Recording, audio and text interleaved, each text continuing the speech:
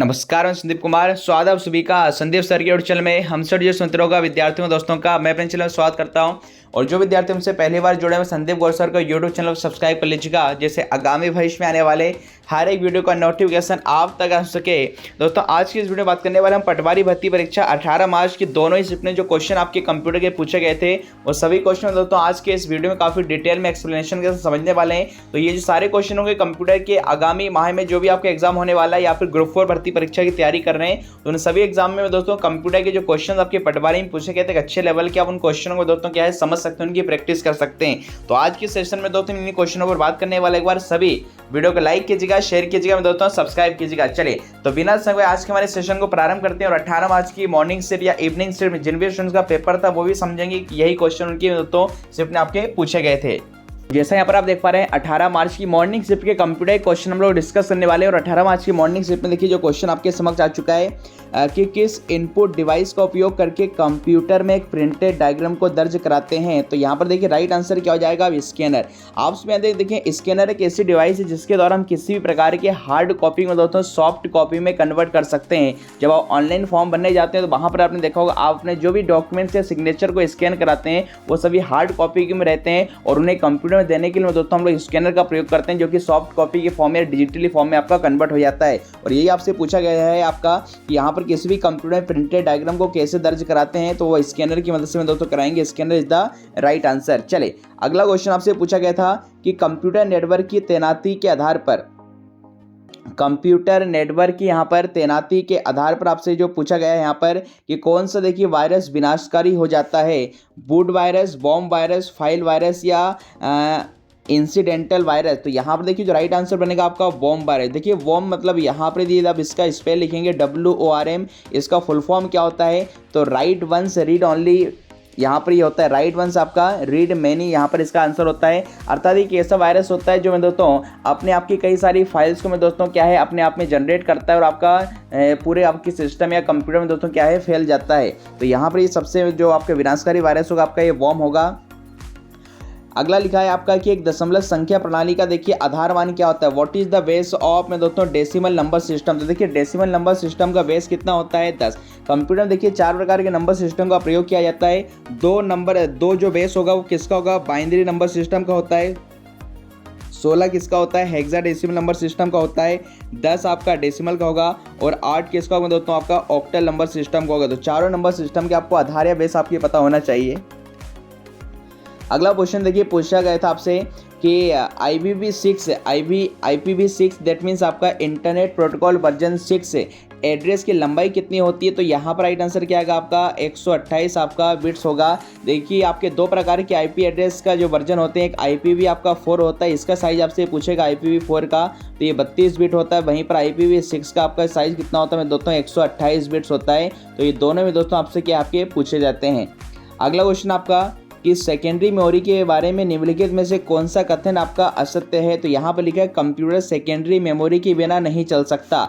देखिए यहाँ पर आप सभी जानते हैं सेकेंडरी मेमोरी जिसका उपयोग हम लोग फ्यूचर में डेटा को इस्तेमाल करने के लिए दोस्तों हमारे कंप्यूटर में लगाते हैं या फिर हमारे कंप्यूटर की मेमोरी को बढ़ाने के लिए हम लोग सेकेंडरी मेमोरी का प्रयोग करते हैं। तो यहाँ पर याद रखेंगे सेकेंडरी मेमोरी यदि आपके कंप्यूटर नहीं होगी तब भी आप कंप्यूटर सिस्टम को चला सकते हैं, किंतु हाँ यदि आपके पास एक बार प्राइमरी मेमोरी नहीं है तो प्राइमरी मेमोरी के एब्सेंस में या अभाव में दोस्तों हम कंप्यूटर सिस्टम को क्या है रन नहीं करा सकते। तो यहाँ पर विकल्प क्रमांक 4 इसका क्या है गलत आंसर है।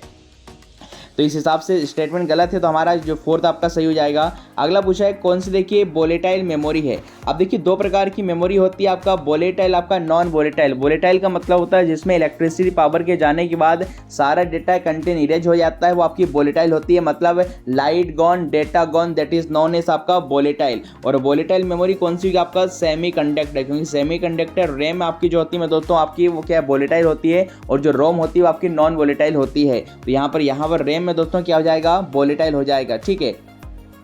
तो यहाँ पर देखिए रैम और यदि हम बात करें रोम, इन दोनों मेमोरी के बीच में स्टूडेंट्स को काफ़ी कन्फ्यूजन होती है कि कौन सी वोलेटाइल है कौन सी नॉन वोलेटाइल। इसकी शानदार मैं आपको ट्रिक बताता हूँ। देखिए यहाँ पर आप देखेंगे RRAM दोनों में कॉमन है। यहाँ पर सिर्फ क्या बचेगा A, यहाँ पर क्या बचेगा सिर्फ O।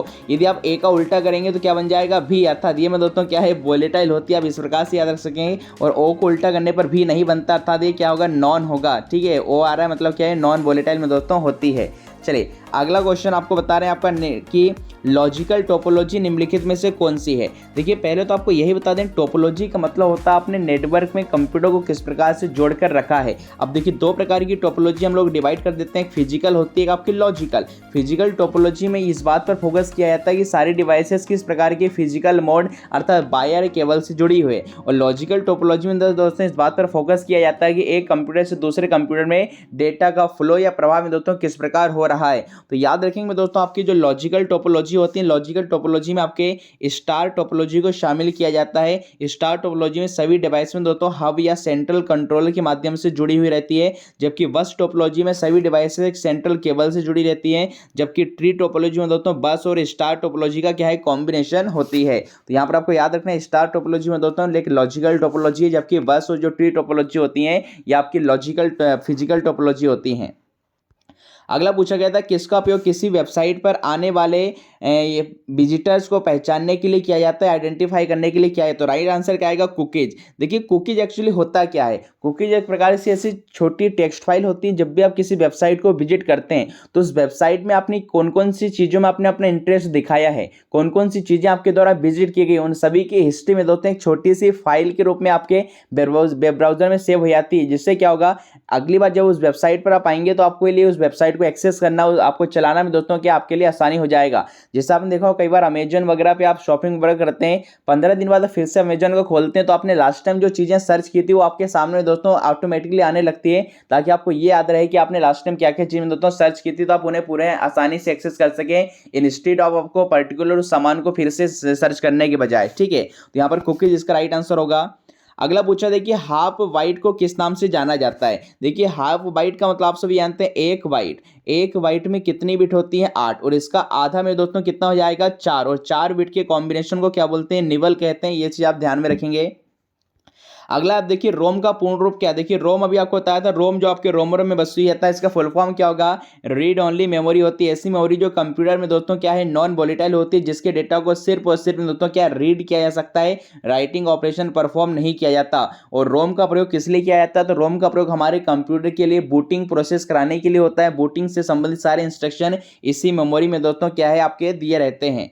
अगला दिया गया कि संख्यात्मक और फाइनेंशियल डेटा को ट्रैक करके गणना करने और तुलना करने के लिए आमतौर पर किस वर्कशीट का प्रयोग हम लोग करते हैं। यहाँ पर किस वर्कशीट के रूप में क्या संदर्भित किया जाता है, तो कंप्यूटर जब भी देखिए आपको फाइनेंशियल कैलकुलेशन वाला काम करना होता है हम लोग किसका प्रयोग करते हैं, वर्कशीट के तौर पर मैं दोस्तों स्प्रेडशीट सॉफ्टवेयर। और स्प्रेडशीट का मतलब यहाँ पर किससे, आपका MS एक्सेल से है। तो विकल्प क्रमांक 1 इसका राइट आंसर होगा। अगला क्वेश्चन क्या था कि MS एक्सेल में अतिरिक्त लंबे टेक्स्ट को कई लाइनों में रैप करने के लिए किस फीचर का प्रयोग किया जाता है, तो ये किसका होगा मैं दोस्तों, रैप टेक्स्ट होगा। तो रैप टेक्स्ट इज द आपका क्या है राइट आंसर। अगला क्वेश्चन है निम्नलिखित में से कौन सा स्थायी भंडारण का प्रतिनिधित्व करता है। तो स्थायी भंडारण का मतलब देखिए परमानेंट स्टोरेज, और परमानेंट स्टोरेज कौन सी होती है दोस्तों, आपकी हार्ड डिस्क होती है, जिसे हम सेकेंडरी मेमोरी के नाम से जानते हैं। अगला वेब पेज लिखने के लिए किसका यूज किया जाता है, तो वेब पेज लिखने के लिए आप सब जानते हैं आपका HTML मतलब हाइपर टेक्स्ट मार्कअप लैंग्वेज का प्रयोग किया जाता है। ठीक है, अगला क्वेश्चन है डायनेमिक रैम में मेमोरी कंट्रोल कितनी बार मेमोरी को रिफ्रेश करता है। अब देखिए रैम आपकी दो प्रकार की होती है, SRAM और दूसरा क्या होती है आपकी DRAM स्टैटिक होती है, इसे बार बार रिफ्रेश करने की आवश्यकता नहीं होती है, जबकि ये डायनेमिक होती है मतलब इसका स्वभाव चेंजेबल होता है, इसलिए बार बार रिफ्रेश करने की आवश्यकता होती है। और यहाँ पर हम बात कर लेंगे इसे एक सेकेंड में 1000 बार में दोस्तों क्या रिफ्रेश करने की आवश्यकता होती है। अगला कंप्यूटर निम्नलिखित में से कौन सा डेटा कार्य में दोस्तों कर सकता है, तो एक कंप्यूटर डेटा को स्वीकार कर सकता है, डेटा को स्टोर कर सकता है, डेटा को एक्सटेंशन में दोस्तों प्रोसेस कर सकता है। विकल्प क्रमांक 4 इसका सही आंसर बनेगा।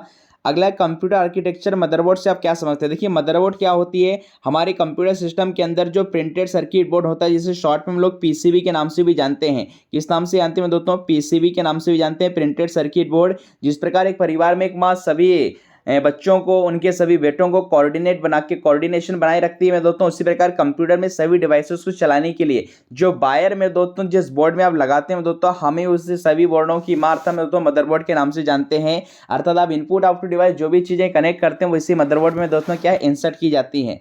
अगला, निम्नलिखित में से कंप्यूटर की देखिए सबसे छोटी और सबसे तेज फास्टेस्ट मेमोरी पूछा गया। मोस्ट इंपोर्टेंट क्वेश्चन, कई बार एग्जाम में क्वेश्चन आया है। देखिए यहाँ पर सबसे फास्ट मेमोरी कौन सी होती है, आपकी कैश मेमोरी होती है। और कैश मेमोरी के अंदर में दोस्तों जब भी सीपीयू के द्वारा कोई डेटा में दोस्तों एक्सेस करना होता है, डेटा को प्रोसेस करना हो, तो सीपीयू सबसे पहले दोस्तों कैश मेमोरी से उस डेटा को में दोस्तों क्या है लेता है। क्योंकि देखिए वैसे तो सीपीयू जिस मेमोरी के कांटेक्ट में रहता है वो आपकी रैम होती है, किंतु रैम से डेटा लेने में दोस्तों यहाँ पर ज़्यादा समय लगता है एज कम्पेयर टू आपके केस। तो सबसे पहले केस मेमोरी में चेक करता है, क्योंकि केस मेमोरी आपके सीपीयू और में दोस्तों रैम इन दोनों के बीच में दोस्तों क्या है स्थित होती है। तो सबसे पहले यहाँ पर डेटा चेक करेगा, यहाँ पर डेटा नहीं मिलेगा तब जाके वो क्या है रैम से आपका डेटा लेगा। और रैम में डेटा में दोस्तों कहाँ से आता है, तो ये आपका हार्ड डिस्क से आता है, ठीक है। अगला, निम्नलिखित में से कौन सा कंप्यूटर वायरस है, spyware, keylogger, ransomware, Trojan horse. आपकी जानकारी बताएं दोस्तों, ये सभी प्रकार के क्या है, सारे के सारे में दोस्तों क्या वायरस हैं, सभी कल यहाँ पर क्या है सही हो जाएंगे। तो ये मैंने आपको क्वेश्चन बताए 18 मार्च की मॉर्निंग शिफ्ट के। चलिए तो अगले क्वेश्चन हमारे पास है 18 मार्च की, देखिए सेकंड शिफ्ट के आ चुके हैं। और पहला क्वेश्चन आपके समक्ष है आपका कि यहाँ पर पावर पॉइंट में देखिए ट्रांजिशन कैसे हटाएं। देखिए ट्रांजिशन पहले क्या होता है आपको समझना पड़ेगा। देखिए एक ट्रांजिशन होता है और आपका एक एनिमेशन होता है। किसी भी स्लाइड पर डाले गए इफेक्ट हम ट्रांजिशन कहते हैं, जबकि स्लाइड के कंटेंट पर डाले गए इफेक्ट में दोस्तों क्या है एनिमेशन के नाम से जाना जाता है। और यदि पावर पॉइंट में आप अपने प्रेजेंटेशन पर दोस्तों ट्रांजिशन को हटाना चाहते हैं तो आपको ट्रांजिशन वाले ऑप्शन पर जाना पड़ेगा और किसका विकल्प का चयन करना पड़ेगा, नन का चयन करना पड़ेगा। यदि आपसे बाय डिफॉल्ट यदि ट्रांजिशन एग्जाम में पूछा जाता है तो बाय डिफॉल्ट ट्रांजिशन में दोस्तों आपका क्या है नन ही होता है, इस चीज का ध्यान रहे। अगला क्वेश्चन आपके समक्ष है, फाइलों में वायरस की मरम्मत और हटाने में मरम्मत का देखिए उद्देश्य यहाँ पर क्या है। तो यह दिखाने के लिए यह मरम्मत है या मैं दोस्तों ठीक हो गया है। तो यहाँ पर तो बहुत ही आसान क्वेश्चन था। चलिए अगला क्वेश्चन है, देखिए ऑपरेटिंग सिस्टम के सभी कार्य करता है। कौन सा ऑप्शन ऑपरेटिंग सिस्टम सभी कार्य करता है, संसाधनों को प्रबंधन करता है और प्रोग्राम निष्पादन को नियंत्रित करता है और प्रोग्राम निष्पादन को मैं दोस्तों शेड्यूल करता है। तो देखिए यहाँ पर जो मेन प्रोग्राम यहाँ पर माना जाता है वो कौन सा होता है मैं दोस्तों क्या है, कर्नल ही प्रोग्राम में दोस्तों कंप्यूटर सिस्टम के जो इंस्ट्रक्शंस होते हैं उन्हें लेकर में दोस्तों कंप्यूटर सिस्टम तक भेजता है। तो कर्नल यहाँ पर क्या है आपका राइट आंसर हो जाएगा। जबकि शेल की बात करें, शेल क्या करेगा, शेल दोस्तों यूजर द्वारा दिए गए इंस्ट्रक्शन को कंप्यूटर को समझाने के फॉर्म में दोस्तों क्या है कर्नल को पहुंचाता है। अर्थात एक प्रकार का कमांड लाइन इंटरप्रीटर में तो होता है आपका, कमांड लाइन इंटरप्रीटर में दोस्तों क्या है आपका होता है, ठीक है। अगला क्वेश्चन है, किस कारण से कंप्यूटर का आकार बहुत कम हो गया। तो देखिए जैसी थर्ड जनरेशन में देखिए आईसी का प्रयोग किया गया था, इंटीग्रेटेड सर्किट मतलब ऐसी सर्किट जिसमें कई सारे ट्रांजिस्टर को एक ही सर्किट के ऊपर इंटीग्रेट किया गया था, वो दोस्तों आईसी थी। तो थर्ड जनरेशन में आईसी के आने के बाद दोस्तों कंप्यूटर का आकार क्या सबसे कम हो गया था। और वहीं पर बात करेंगे, पहली जनरेशन वैक्यूम ट्यूब का प्रयोग किया गया था, दूसरी जनरेशन में ट्रांजिस्टर, और तीसरी जनरेशन में क्या आई थी, आईसी आई थी, और चौथी जनरेशन में दोस्तों क्या आया था, माइक्रो प्रोसेसर आया था, और पांचवी में दोस्तों इसी माइक्रो प्रोसेसर के एडवांस वर्जन हम लेके आए थे आपका VLSI, आपका ULSI, ठीक है। अगला है आर्टिफिशियल इंटेलिजेंस के बारे में क्या है। देखिए आर्टिफिशियल इंटेलिजेंस का मतलब होता है मशीन को इंटेलिजेंट बनाना। और मशीन को इंटेलिजेंट बनाने का मतलब देखिए किसी मशीन को इस लेवल तक विकसित कर देना कि जो काम एक ह्यूमन बींग्स के द्वारा किया जाता है वही काम जब एक मशीन के द्वारा कराया जाने लगता है। जैसे हम रोबोट की बात करें तो रोबोट में दोस्तों आर्टिफिशियल इंटेलिजेंस है, अर्थात यहाँ पर ये IA के आधार पर काम करता है, आप AI के आधार पर काम करता है। आर्टिफिशियल इंटेलिजेंस का प्रयोग दोस्तों 5वीं जनरेशन के कंप्यूटर में किया जा रहा है। अगला है माउस और कीबोर्ड में प्रयुक्त होने वाले कनेक्टर का नाम। देखिए माउस और कीबोर्ड को कंप्यूटर में जिस कनेक्टर से जोड़ते हैं उसका नाम है आपका PS/2। यहाँ पर PS का मतलब क्या होगा, पर्सनल सिस्टम। तो पर्सनल सिस्टम /2 का प्रयोग हम लोग माउस और कीबोर्ड को दोस्तों जोड़ने के लिए करते हैं। अगला है कौन सा प्रोटोकॉल का एक प्रमुख तत्व है, शब्द, संख्या, प्रतीक और सिंटेक्स। देखिए सिंटेक्स आपका प्रोटोकॉल का एक प्रमुख है प्रतीक में दोस्तों यहाँ पर क्या है माना जाता है। अगला क्वेश्चन था, निम्नलिखित में से किस विकल्प के लिए कार्य को निर्धारित करने के लिए एल्गोरिथम की आवश्यकता होती है। तो देखिए मल्टी प्रोग्राम बेस सिस्टम, जब एक से अधिक प्रोग्राम की नोड को बेच में रखा जाता है तो दोस्तों वहां पर हमें एक सिस्टमेटिक एल्गोरिथम या प्रोसीजर को फॉलो करना पड़ता है। अगला है पहला सूचना सुरक्षा मॉडल निम्नलिखित में से कौन सा है। तो ये तो आउट ऑफ सिलेबस था मैं दोस्तों, ये आपकी समझ से बाहर है आपका, तो इसे फिलहाल क्या स्किप कर दीजिएगा। और आंसर आपका ये बेल लापादुला मॉडल होगा, तो इसकी बात चर्चा हम किसी दिन डिटेल में करेंगे। अगला है कंप्यूटर जो एक नेटवर्क से जुड़े अन्य कंप्यूटरों को रिसोर्स उपलब्ध कराते हैं उन्हें क्या कहलाते हैं, सर्वर। एक ही कंप्यूटर से दोस्तों अन्य कंप्यूटर को जोड़ना क्या कहलाता है, आपका सर्वर कहलाता है। जैसे ऑनलाइन एग्जामिनेशन में आपने देखा होगा एक सर्वर से आपके कई सारे कंप्यूटर को जोड़ा जाता है मेरे दोस्तों।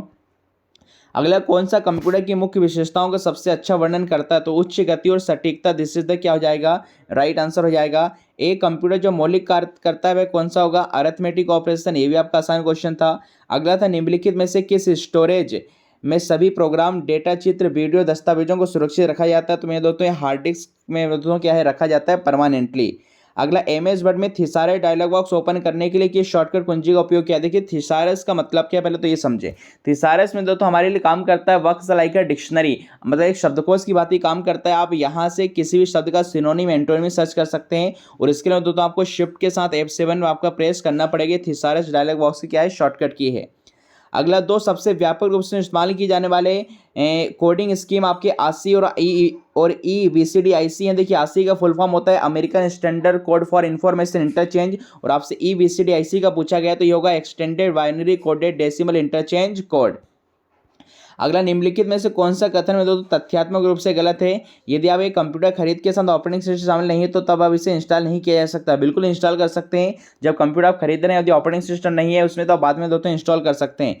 अगला आपसे पूछा गया था कंप्यूटर आर्किटेक्चर के संबंधित चिपसेट। देखिए चिपसेट क्या होता है कि मदरबोर्ड इंटीग्रेटेड में दोस्तों जो सर्किट होती है IC में दोस्तों उसे हम चिपसेट के नाम से जानते हैं।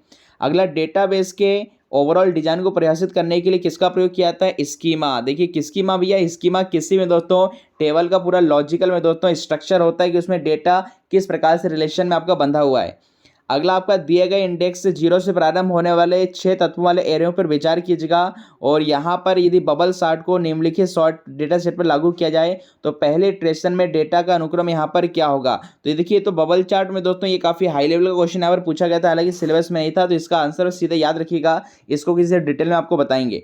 अगला देखिए, माइक्रो प्रोसेसर वाले कंप्यूटर को किस नाम से जाना जाता है? तो जिसमें माइक्रो प्रोसेसर लगा होता है दोस्तों हम उसे PC कहते हैं, अर्थात क्या है? Personal computer. और सबसे पहले पर्सनल कंप्यूटर किस कंपनी के द्वारा बनाया गया था? IBM कंपनी के द्वारा में दोस्तों क्या है बनाया गया था।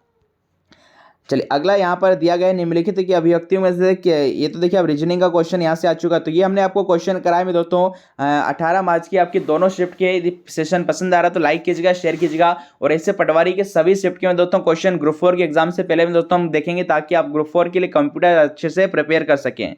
वहीं पर यदि आप हमारे टेलीग्राम ग्रुप के साथ जुड़ना चाहते हैं जुड़ सकते हैं। इसका नाम है, हमारे टेलीग्राम ग्रुप का नाम MPPB study point by Sandeep Gorsar, जहां पर 57,000 से ज्यादा विद्यार्थी हमारे साथ जुड़े हुए हैं। और यहां पर हर शाम को 7 से रात के 9 बजे तक Hindi, computer, reasoning, math, MPG के हर एक सब्जेक्ट के नॉन टेक्निकल सब्जेक्ट का दोस्तों सुंदर सा सेशन होता है जिससे आप अपनी तैयारी को बेहतर से बेहतरीन बना सकते हैं। साथ साथ दिन भर यहाँ पर ऑफलाइन क्वेश्चन भी आपके चलते रहते हैं जिससे आप अपनी तैयारी को और बेहतर में दोस्तों बना सकते हैं। वहीं पर आप हमारे चैनल संदीप गोस्तर को YouTube पर सब्सक्राइब कर लीजिएगा, जहां पर मैं दोस्तों आपको हर रात 9 बजे मध्य प्रदेश में होने वाली शिक्षक भर्ती परीक्षा, ITI, कोपा, पटवारी भर्ती परीक्षा, ग्रुप 4 के लिए हिंदी, कंप्यूटर का शानदार सेशन आपको लाइव मेरे द्वारा मिलेगा। और ऑलरेडी मैं अपने इस चैनल पर 600 से अधिक वीडियो डाल चुका हूं। आप हिंदी, कंप्यूटर के अन्य वीडियो हमारी प्लेलिस्ट में चेक में दोस्तों कर सकते हैं। तो ये थी मेरे दोस्तों इससे संबंधित सारी इन्फॉर्मेशन। अब इससे संबंधित कोई भी क्वेरी है, डाउट है तो आप हमें कमेंट बॉक्स में पूछ सकते हैं। मिलते हैं नेक्स्ट वीडियो में, तब तक के लिए खुश रहिए, मस्त रहिए, स्वस्थ रहिए, व्यस्त रहिए। थैंक यू, जय Hind, have a good day.